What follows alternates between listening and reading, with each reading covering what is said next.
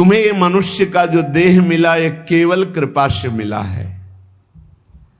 विशेष कृपा ये हो गई कि मनुष्य देह में तुम्हें सत्संग मिल गया। नहीं, कितने लोग हैं इस समय, कितने लोग सत्संग सुन रहे हैं, विचार करके देखो। 135-40 करोड़ जनसंख्या हमारे भारत की ही है। कितने लोग हैं? 1500 लोग होंगे, 2000 होंगे। कितने लोग सुन रहे हैं? कितना अहोभाग्य है। इस समय हम भगवत चर्चा सुन रहे हैं यमुना जी के पावन पुलिन पे बैठकर। यही यमुना प्रवाहित होती थी। ये पुलिन है जहां पर बैठे हो, यमुना जी की धारा यही बहती थी परिक्रमा मार्ग में। कालीदय में देखो सीढ़ियां बनी हुई, यहीं से यमुना जी, ये कालीदय जो कुंड है ये यमुना जी का ही किनारा है। जहां आप बैठे यमुना की धारा में, अब यमुना जी थोड़ा साइड में हो गई। हमें वृंदावन में प्रिया प्रीतम की महान कृपा भरे सत्संग सुनने को मिल रहा है। ये विशेष कृपा। इस पर भी विशेष कृपा कि हमारी बुद्धि भजन करने के लिए सब कुछ त्यागने के लिए तैयार है। विशिष्ट कृपा, हमारी बुद्धि अब कह रही कि छोड़ो सब कुछ, भजन में लगो, भजन में लगो। इस सुअवसर को हाथ से मत जाने देना, नहीं तो कृपा का अपमान करने वाला केवल पछताता ही पछताता है। ये अहेतुकी कृपा हो गई है। तुम बड़े भाग्यवान हो अगर तुम्हारा मन श्री प्रिया प्रीतम के भजन में लग रहा है, तो तुमसे बड़ा कोई राजा नहीं है। दुखी मत हो। और जिनका भजन में मन नहीं लगा, भोगों में लगे, उनसे बड़ा कोई कंगाल नहीं। चाहे कोई कितना भी बड़ा धनी जमींदार, चाहे जितना बड़ा पदाधिकारी हो, यदि भगवान से विमुख है, धर्म से विमुख है, अधर्माचरण करता है और खूब ऐश्वर्य वैभव, तो उससे बड़ा कोई भिखारी नहीं, क्योंकि हाथ में कुछ नहीं लगेगा पाप के सिवा। आज तुम्हारा वास कमजोर है, तुम्हारे खान पान की व्यवस्था कमजोर है, तुम्हारा कोई साथ नहीं दे रहा है, संपत्ति भी नहीं है, लेकिन तुम प्रिया प्रीतम का नाम जप कर रहे हो, तो कह रहे तुमसे बड़ा कोई राजा नहीं है, तुम बहुत बड़े धनी हो। देख लेना समय पर जब ये फसल अपना रंग दिखाएगी। भजन में तुम्हें कुछ त्याग करने के लिए हम नहीं कह रहे हैं। तुम जो काम करते हो धर्म पूर्वक करो, जो काम करते हो प्रभु को समर्पित कर दो और नाम जप करते रहो। शरीर को सेवा का साधन बना दो, मन को सुमिरन में लगा दो। आप देख लेना, अगर अहंकार नहीं करोगे तो तुम्हारा बेड़ा पार हो जाएगा। शरीर को सेवा में लगा दो, जो कर्म करते हो धर्म पूर्वक करो, उनको प्रभु को समर्पित कर दो और नाम जप करो। और अहंकार नहीं करोगे तो बहुत जल्दी तुम ज्ञान को प्राप्त हो जाओगे। तुम्हारे हृदय में ज्ञान प्रकाश हो जाएगा, तो अहंकार नष्ट हो जाएगा। अहंकार नष्ट होते ही भगवत तत्व का बोध हो जाता है। देखो, तुम्हें कहीं भागने की जरूरत नहीं है। मन की दिशा जो भोगों की तरफ है, उसे मोड़ करके प्रभु की तरफ लगानी है। तुम्हें जो ही प्रभु की तरफ अपने मन को, अपने मुख को मोड़ा, तो बिना साधन किए करोड़ों जन्मों के पाप नष्ट हो जाते हैं। सन्मुख हो ही जीव मोहि जब ही, जन्म कोटि अघ नाशो तब ही। जे ही जीव भगवान के सन्मुख हुआ, मन को मोड़कर प्रभु की तरफ किया, राधा राधा, करोड़ों जन्मों के पाप नष्ट होने लगते हैं। जिनका भोगों की ओर मन है, चिंता, शोक, भय, दुख, जन्म, मृत्यु ये नहीं हटेगा। चाहे जितना रुपया जमा कर लो, चाहे जितना भोग लो, चिंता, शोक, भय, मृत्यु ये तुम्हें सताते रहेंगे। नरक के निंदनीय गर्त में तुम्हें गिरना पड़ेगा, महान दुख भोगना पड़ेगा। इसलिए तुम पर भगवान की कृपा हो गई है। मनुष्य शरीर सत्संग भजन की महिमा। अब आप अपने ऊपर कृपा कर लो कि भजन में मन को लगाओ। विश्वास करो, अपने को जो भजन में लगाता है मानो पग पग पर अपनी सुरक्षा कर रहा है, पग पग पर अपने को सुख की तरफ ले जा रहा है। और जो अपने मन इंद्रियों को भोगों में लगा रहा है तो पग पग पर अपने को फंसा रहा है, वो दुख भोगने की तरफ जा रहा है। देखो, भगवत कृपा बरस रही है, सब तरफ से कृपा बरस रही है, तुम्हारे ऊपर अपार कृपा हो गई है। बस तुम इस कृपा का परिचय करो और इस कृपा के परिचय को प्राप्त करके डूब जाओ। हमारे ऊपर अपार कृपा श्री जी की। भगवत प्राप्ति के लिए ये बहुत अनिवार्य है कि इस कृपा का आदर करो। जो जो आपके ऊपर कृपा हुई उसको वर्ण करो। कितनी कृपा। ये देखो, वृंदावन में बैठ करके भगवत चर्चा, कथन, श्रवण, नाम कीर्तन, पद गायन, संत दर्शन, भगवत दर्शन, कितना सौभाग्य।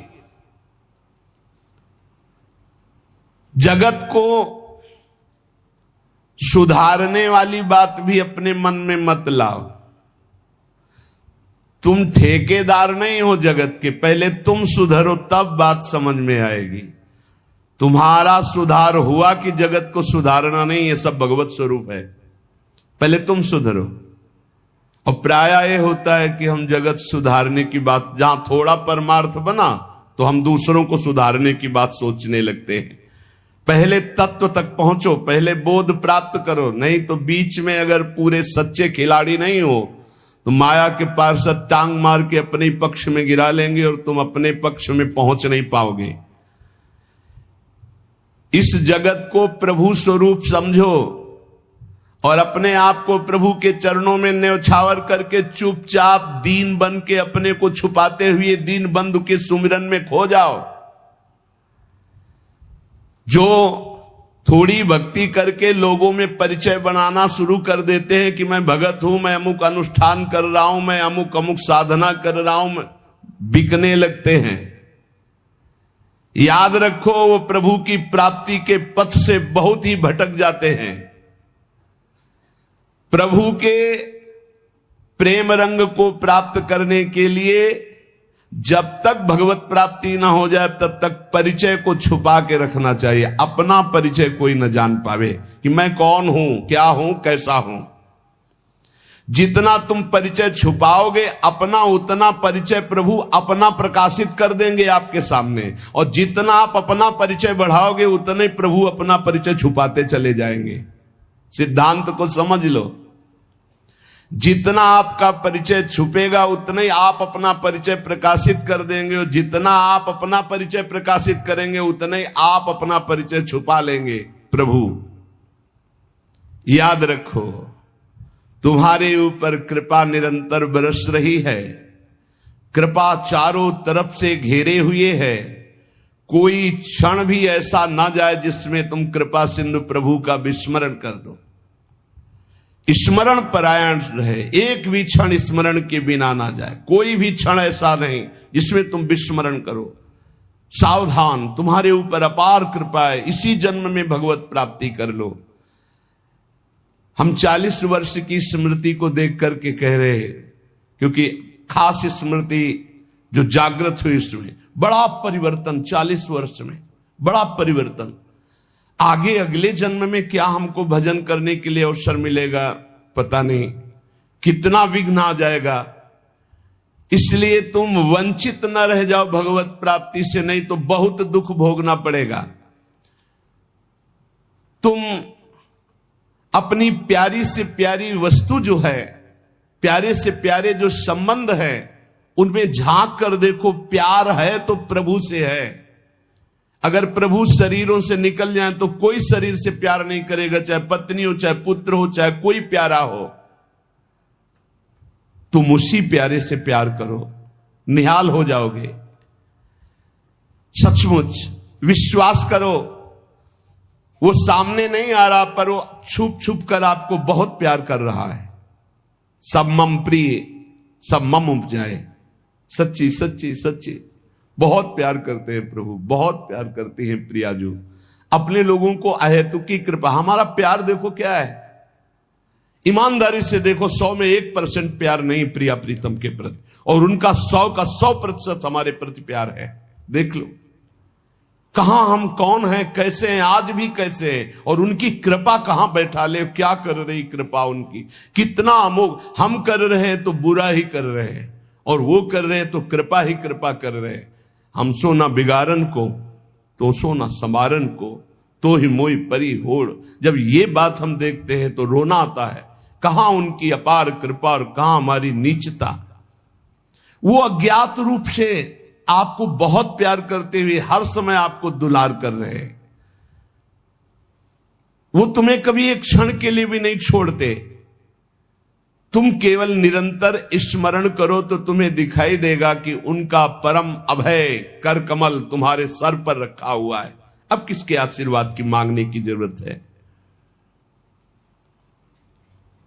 तो आप पूछेंगे कि यदि इतनी बात आप कह रहे हैं कि हमारे को चारों तरफ से भगवान की कृपा घेरे हुए है, हमारे ऊपर भगवान का अभय वरद हस्त है, तो फिर मैं जल क्यों रहा हूं, मेरे अंदर जलन क्यों है, हृदय क्यों नहीं शीतल हो जाता? दिन रात हृदय में शोक है, विषाद है, चिंता है, आग की तरह जल रहा है, चैन नहीं मिल रही है। ये क्या कृपा है आपकी? ये क्या आपका अभय वरद हस्त है? आप कह रहे हो सब पर कृपा है, तो मेरा तो हृदय जलता रहता है, मेरा तो हृदय विषाद चिंता शोक से युक्त रहता है। उत्तर यह है, ना आग है ना जलन है, तुम समझ नहीं पा रहे हो। तुम्हारी उल्टी सोच की जलन है, तुम्हारी उल्टी समझ के कारण ये जलन है।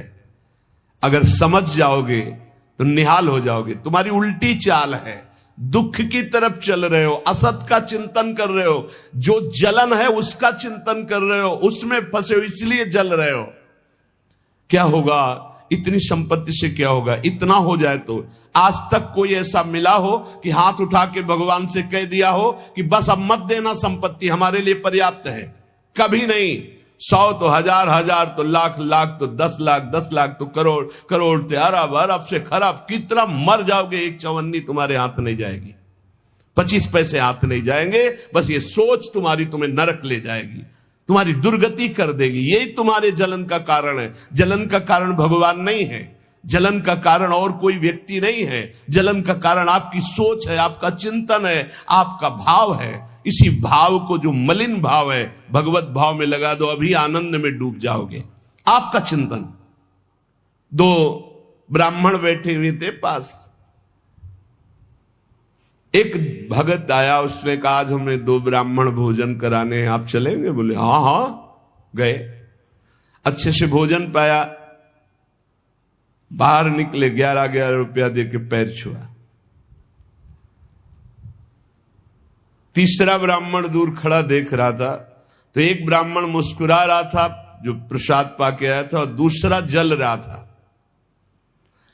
तीसरे ब्राह्मण ने पूछा कि आप मुस्कुरा क्यों रहे? तुम कहा यार आज तो भोजन की भी व्यवस्था नहीं थी, भगवान ने कितनी कृपा की, भोजन भी मिला, 11 रुपया दक्षिणा मिली। दूसरे का आपका चेहरा उदास है, आप जलन से युक्त क्यों है? ले यार हमने सोचा था 51 रुपया देगा, 11 दिया, तो 40 का तो घाटा हो गया ना, इसलिए चल रहा हूं। अब उसमें बोलो भगवान की क्या कमी है? भगवान ने दोनों को भोजन दिया, 11 दक्षिणा दी, उसका भाव उसको जला रहा है, उसका चिंतन उसको जला। एक खुश है कि भोजन भी मिला, 11 रुपया मिले, एक नाराज है, जल रहा है कि 51 तो देता, 40 का घाटा हो गया, हृदय में जल रहा है। ये जलन, ये शोक, ये चिंता, ये विषाद तुम्हारे चिंतन से है, तुम्हारी गलत दिशा से है, तुम्हारे गलत आचरणों से। भगवान की कृपा आप पर है, पर आप गलत दिशा जा रहे हैं, आप गलत चिंतन कर रहे हैं, आपका गलत भाव है, इसलिए आप शोक विषाद चिंता भय आदि में हैं। तुम्हारा ज्ञान अज्ञान ही है, क्योंकि तुम दुख को सुख मानकर भोगने के लिए दुख की तरफ जा रहे हो। इस संसार में जिसको कहीं कुछ भी अच्छा लग रहा है, कोई भोग, कोई व्यक्ति, कोई पद, कोई वस्तु, वो अज्ञान ही है। दुखालयम शाश्वतम बोर्ड लगा दिया भगवान ने, यहां नाशवान सब कुछ है जो कुछ भी आपके पास है, और सब दुख देने वाला है परिणाम में। वर्तमान में तो तुम्हें सुखद लगेगा, लेकिन परिणाम में दुख देने वाला यहां सब कुछ है। जो दिखाई दे रहा है वो है नहीं, जो है वो दिखाई नहीं दे रहा, यही माया का कार्य है। इसलिए तुम्हारी सुख की कामना तुम्हें दुख दे रही है। तुम्हारे हृदय में जो ये भाव बैठ गया है कि हम रुपया से, पद से, भोगों से, नाना प्रकार की सामग्री अगर हम मनचाही मिल जाए तो मैं सुखी हो जाऊं, कभी सुखी नहीं होगे। अगर मिल भी जाए तो कभी सुखी नहीं हो सकते, क्योंकि तब लग कुशल न जीव को, सपने हु मन विश्राम, जब लग भजत न राम को, शोक धाम तज काम। जब तक शोकों के धाम, कामनाओं का त्याग कर भगवान का भजन नहीं होगा, तब तक शांति नहीं मिल सकती स्वप्न में भी मन को। ये जो सृष्टि दिख रही है ये ऐसी है नहीं, ये अविद्या के कारण दिख रही है, ये ब्रह्ममय है, ये भगवत स्वरूप है। भगवान गीता जी में कह रहे हैं, वासुदेवा सर्वमिति सा महात्मा सुदुर्लभा। जो महान आत्मा ऐसा देखता है कि सब भगवान, केवल भगवान, पूरे के पूरे भगवान, मत्ता परतरम नान्यत किंचिदस्ति धनंजय, किंचन मात्र कुछ और नहीं, वो भगवान की कृपा से परमानंद में डूबता है। चलो, यदि तुम नहीं सुधर सकते, नहीं छोड़ सकते, तो जो होता है होने दो, तुम नाम को पकड़ लो। तुम्हारे रोकने से न मन रुक रहा है, न इंद्रियां रुक रही, न बुरे आचरण रुक रहे हैं। छोड़ो, रोकने की बात छोड़ो, पकड़ो, नाम को पकड़ो। राधा राधा राधा। अपने आप घृणा ना हो जाए तो हमसे बता देना, अपने आप घृणा हो जाएगी, पक्का हो जाएगी। बड़े बड़े विषयी पुरुषों को ऐसी घृणा हुई कि जीवन में लौटकर कभी भोगों की तरफ नहीं देखा, जीवन में लौट करके। ऐसे आसक्त भोगी पुरुष, और जिस समय नाम का कृपा प्रसाद चढ़ा तो लौट करके नहीं देखा उन भोगों की तरफ। तुम तो बस अपने मंगलमय प्रभु के चिंतन में चित्त को जोड़ दो, फिर देखो कैसा परिवर्तन होता है। तुम किसी स्थिति की खास कल्पना मत करो, निश्चिंत हो जाओ। तुम नाम के जपने में चित्त को जोड़ दिया तो ऐसे सुख के प्रवाह में पड़ोगे, तुम्हें पता ही नहीं है कि कितना सुख नाम जापक को मिलता है। अगर नाम जप नहीं करोगे तो तुम्हें पता है तुम सुख के लोभ में ऐसे भयानक जगह गिरने जा रहे हो जहां से तुम्हें केवल केवल हरि बचा सकते हैं, दूसरा नहीं। बड़ा सुंदर दिखाई दे रहा है, बड़ा लुभावना सुखद दिखाई दे रहा है, लेकिन भगवान से विमुख होकर जब इसको भोगने जाओगे तो ऐसा फंस जाओगे कि निकलना मुश्किल हो जाएगा। संसार एक ऐसा सुहाना दलदल है जिसमें जानबूझ के जाके फंस जाया जाता है। दलदल का मतलब होता है ऊपर से एकदम सूखी पपड़ी, ऐसा लगता है कि बिल्कुल आप थल में आराम से चले जाइए, कहीं कोई परेशानी नहीं, और जो ही गए सो गले तक गए, एकदम रबड़ी जैसा वो मिट्टी होती, धंसते चले जाओ। ऐसा दुखद, ऐसा चिंता शोक जलन वाला संसार इतना सुहावना बना है माया से कि जानबूझ करके हम इसमें कूद जाते हैं और जलते रहते। चिंता शोक भय ईर्ष्या द्वेष काम क्रोध लोभ मोह मद मत्सर एक है, ये सब तुम्हें जला देंगे यदि नाम जप नहीं करोगे। इसीलिए हर प्रश्न का उत्तर नाम जप है, क्योंकि साप का बल नाम में ही प्रकट होता है। इस दुख से तुम कभी अलग नहीं हो सकते, ये दुख तुमसे कभी अलग नहीं हो सकता, ये जलाएगा जब तक भजन नहीं करोगे। इसलिए भजन करना सर्वोपरि बात समझ लो। अगर समझ में आ रही हो तो समझ लो, केवल इतना समझ लो, तुम नाम को पकड़ लो, नाम सबसे छुड़वा देगा आपको। एक जन्म स्वांग ही कर लो भक्ति का, झूठा खेले साचा होए, झूठा शुरू कर दो ये हमारा भाव तो नहीं बनता, हमारी भक्ति तो नहीं, पर अब कहा है तो राधा राधा शुरू करते। झूठा खेले साचा होए, ये मार्ग ऐसा, झूठे से बोलो राम कृष्ण हरि तो आपका मंगल हो जाएगा। जे ही आप नाम जपना शुरू करते हैं तो खास बात क्या होती है कि आपके जीवन की बागडोर स्वयं श्री कृष्ण ऐसे पकड़ लेते हैं जैसे अर्जुन के रथ की बागडोर पकड़ ली। अब वो आनंद की ही तरफ ले जाएंगे, आपको दिखाई देगा क्योंकि आपके नेत्र गलत है। जहां दुख है वहां आपको आनंद दिखाई दे रहा है, और जहां आनंद है वहां आपको दुख दिखाई दे रहा है। तो अब श्री कृष्ण आपकी यात्रा आनंद की तरफ करेंगे तो हो सकता है आपके नेत्रों में दिखाई दे कि दुख ही दुख है भक्ति में, लेकिन वास्तविक आनंद का मार्ग भगवान के चरणारविंद तक है। अगर इनके चरणों तक नहीं पहुंचे तो आनंद कहीं नहीं। आ ब्रह्म स्तंभ पर्यंतम सर्वम मायामयम जगत। विश्वास करो भगवान सत्य है, विश्वास करो भगवान नित्य है, विश्वास करो भगवान सर्वत्र है। तो भगवान सर्वत्र है, विश्वास करो तो भय किससे? एक क्षण के लिए भी वे तुम्हें नहीं छोड़ते, हर समय तुम्हारे साथ रहते हैं। ये बात कब जानोगे? जब नाम जप करते हुए विश्वास करोगे। भगवान तुम्हें बहुत प्यार करते हैं, वो सर्वशक्तिमान है। बस तुम उनकी तरफ मुड़ो, वो इतना देखना चाहते हैं। जो ही मुड़े तो सारी शक्ति लगाकर तुम्हारा कल्याण कर देंगे, और वो अपार शक्तिशाली है, फिर कोई आपको डिगा नहीं सकता, गिरा नहीं सकता। हम पुकारते नहीं हैं उनको। एक बालक विद्यालय की तरफ जा रहा था तो छोटा सकरा मार्ग था, तो एक पहाड़ के टुकड़ा करके गिरा, तो वो निकलने के लिए पूरी ताकत लगा के उठाया, फिर भी नहीं उठा। फिर और ताकत लगाया, नहीं उठा। फिर पूरी ताकत लगाया, नहीं उठा। और निराश होकर बैठ गया। उसका पिता देख रहा था,